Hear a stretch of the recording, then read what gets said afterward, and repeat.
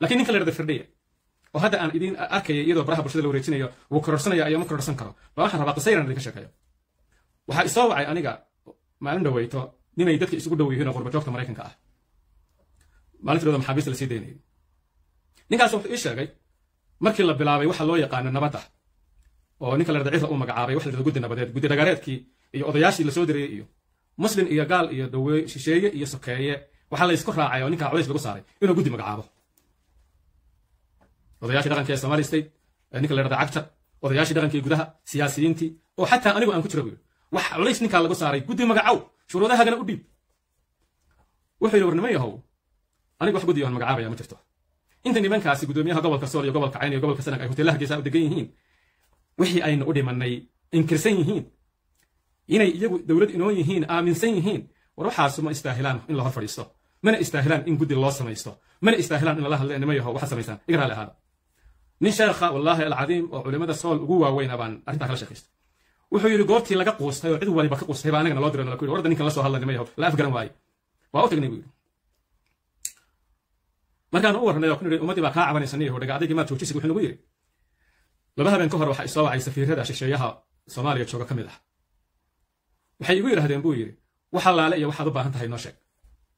hadday mashaariic tahay hadday dib u dhis tahay hadday dhaqaale tahay hadday mushaar ciidan tahay hadday kaabayaal dhaqaale tahay hadday noo sheeg laakiin bishardi guddida wada hadalka magacaw si loo sahlo in wadooyinkana la furo maxaabiis la sii daayo waxaan ku yiri maxamed waa arrin wanaagsan laakiin su'aal baan weydiinayaa nimankan waxaan isku dilnay dhulkiina annaka laho Ingiriis baan siiyay dadka iyaga baa u dhamaaday oo halgankaasana waxaan ku bixinay naf iyo maal waxba iskama bedelin ilaa ay hadda waqti taagan yihiin xagee baan ka bilownaa inaan maxaabiisna sii dayno wadooyinkana furno way is urursanayaan oo hubay iibsanayaan oo ciidamada xiriyaha ugu jira oo Sool waa Soomaaliland bay taagan yihiin xagee ka bilownaa inaan guddi magacaabno laba saac baan wada hadalnay buu yiri Soomaaliland waa naga burburay hada culimadii tihiin soo dhawaada oo maxaad rabtaan inay tirahdaan oo tala waan qaadanaya waxaan ku niri buu yiri shuruudaha aad u baahan tahay magacaw guddida loo baahan yahay magacaw shuruudahaagan u dhiib wuxuu yiri haddaan guddi magacaabo oo shuruudaha aan u baahanahay 100 shuruudood aan u dhiibo oo 99 ay diidaan oo ku adkaystaan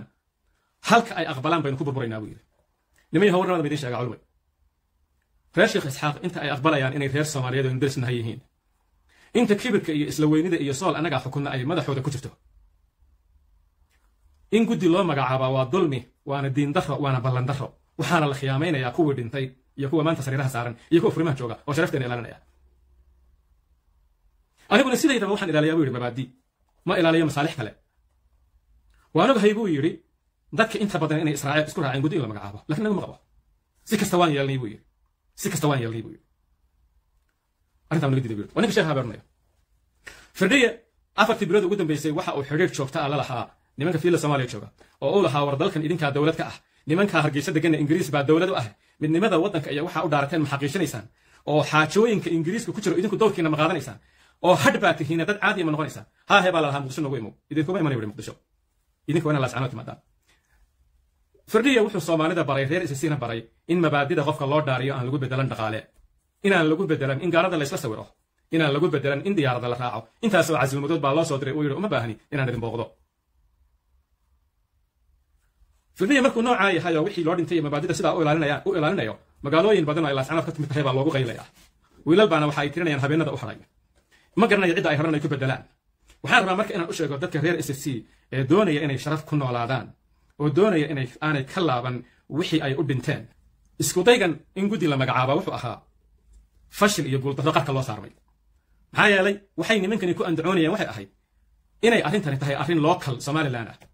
inay nimankani yihiin jabhad ka cabanaysa Somaliland in guddi loo magacaabay laakiin markii uu ra'iisul wasaaraha Soomaaliya yimi dowlkii shariifka ahaa ee wada hadallada Soomaaliyana lagu sharxay madaxweynaha Soomaaliya markii uu yiri Somaliland waa baarti kamid ah Somaliland ra'iisul wasaaruhuna wuxuu u tagay halka inuu nabad amba qaado waxay ahayd gool siyaasadeed oo taariikhi ah oo aan ka dhicin ka qaraweyn kii goojacde in maxaabiistoodii loo xidho calanka buluuga ah isla markaana caasimadii ay nabcaayeen laga dejiyaana waxay ahayd taariikh kale alxamdulillah tama alxamdulillah arrintaasi nimanka waxay ku rubinayeen shab aan hore u soo marin iyo dharbaaxa siyaasadeed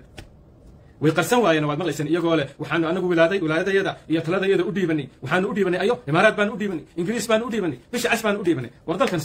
Soomaaliya la yiraahdo Muqdisho laga xukumaa dawladda Soomaaliya wixii wada hadala iyo wixii maxaabiis ah in la isweydaarsado mas'uulka ah muxuu firdhiye ku bedeshay lacag ma bedelan qabalayaasha gobolada xukuma waxay wax weyn u arkaan inay gaalada isla sawiraan inay yiraahdaan ingiriiskaana soo wacay inay yiraahdaan maraykankaana wayna sawir la galay waxa soo dhan ninkan wax weyn ma arko wuxuu rabaa hadii aan la waayin in la quweeyo magaca Soomaalida dawladda Soomaaliyeedna lagu sharfo inay kaalmadeeda qaadato xagee bay ka timi qadiyadan in xamar inta laga soo guurolayo madallas aanood dawladda Soomaaliya iyo madaxweynaheeda iyo ra'iisul wasaaraheeda sharaftan la siiyo maxaa lagu bedeshay waxa lagu bedeshay in la xaqiijiyo mabaadida loo dhintay laakiin xoolana lagu helin اعترافك la sheegayana awalkiisi horeba mid idinka idinka maqan maahayna wuxuu ahaa mida idinku khaas u tihiin oo ku ilaalinaysaan wada jirka iyo midnimada ummadda Soomaaliyeed maxaa yeelay waxa daliil idin ah sagaalkii bilood ay duqeynta socotay rasaasta la idin la dhacayay dhaqaalaha musabix uu ku iibsanayay fiila Soomaaliya laga bixinayay marka hadii taa la idinka joojiyo waxba bayaan la idin siinay oo gooni ugu goosad loo ictiraafo sharafta iyo waxa u dhimateena markhaati laga noqda tasaaguula alxamdulillah inta gacanta ka geysatayna waa mahadinayna haddaba jamaahiirta waxaan rabaa inaan u sheego ninkii firdhiye ugu ciil qabo lacag ma bahaysto ninkii xil ugu ciil qabowna bixidakii la kala qaaday laakiin waxaad weydiisaan dadka firdhiye dagaalka kula jira kuwa firdhiyana waxaad weydiisaan limaada maxaa ku nacabtahay firdhiye xul haleeyay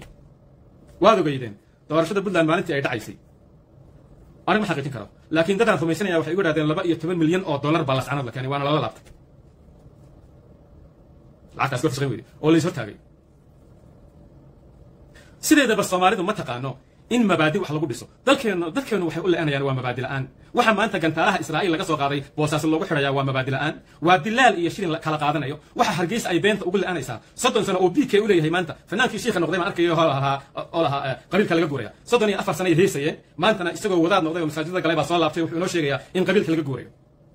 wata Soomaalidu waxaan rabaa marka heersan oo sheego ama xilka u kordhiya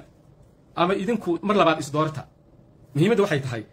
waxaan la sheegayaa niman qurba joog ah oo Canada iyo Mareykan iyo Yurub ka tagay oo Nairobi iyo Las Anood iyo Garowe iyo faylal iyo surar tolanay oo saacad eegayo ninka inta hore waxay ahayd sheeqisada waxay ahayd oo nimankan ku dheeratay waxay yiraahdeen isku day kasta oo SSC loo sameeyay wuxuu ku soo dhamaaday Hargeysa iyo Garowe iyo Khaatumo marka 2 sano ma sii joogi kareen ninkan meesha 2 sano soo kareen كمبنيه واوين يا شرائع واوين يا سياسيين واوين با فديا oo ujeedadoodu ay tahay inay fadhiyo cagahooda keenaan wiilka miskiinka ah waa keen waayay wuxuuna ku adkaystay inuu xaqiijiyo wixii dadkeedu u dhinteen inta kadib baa dadkii isaga la shaqeynayay badidoodii ay kaga hor yimaadeen waa nin madax xarig nin baa wuxuu yiri aniga siyaasi ma aha laakiin waxay ahayd oo isjilciyo waxaan rabay sidee baa rabtay inuu isjilciyo xagees rabtay inuu isjilciyo mabda abooy laakiin siyaasi ma habu wariya ilaahay iyo ummadii sayqaana war dadkan marka xilka loo dhiibo waa la dhaariyaa ilaahay kitaabkiisa waxa loo saaraa gacanta markaas waxa lagu leeyahay hadana isjilci كوي ودبال دقيقة حسن شيخ بلاك داي 15 ماي